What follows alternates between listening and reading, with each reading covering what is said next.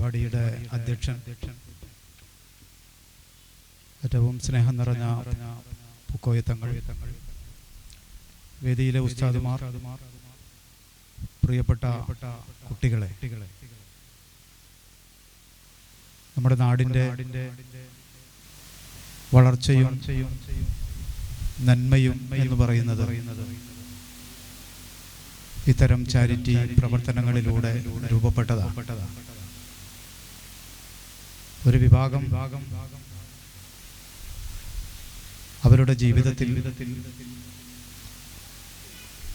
സുഖ സൗകര്യങ്ങളിൽ വ്യാപൃതരാകുമ്പോൾ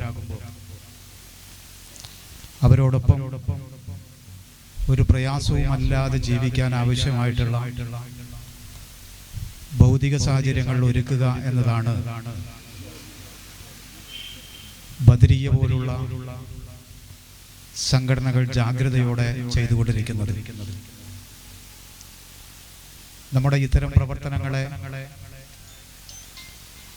കൂടുതൽ ആളുകളിലേക്ക്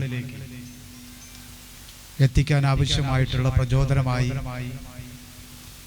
ബദരിയയുടെ പ്രവർത്തനങ്ങൾ മാറും എന്നത് സംശയമില്ലാത്ത ഒരു കാര്യം തന്നെയാണ്. ഏതായാലും നോമ്പുതുറയുടെ സമയമായി എന്നതുകൊണ്ട് നമ്മുടെ ഉദ്ഘാടന സെഷൻ അധികം ദീർഘിപ്പിക്കാനാവില്ല.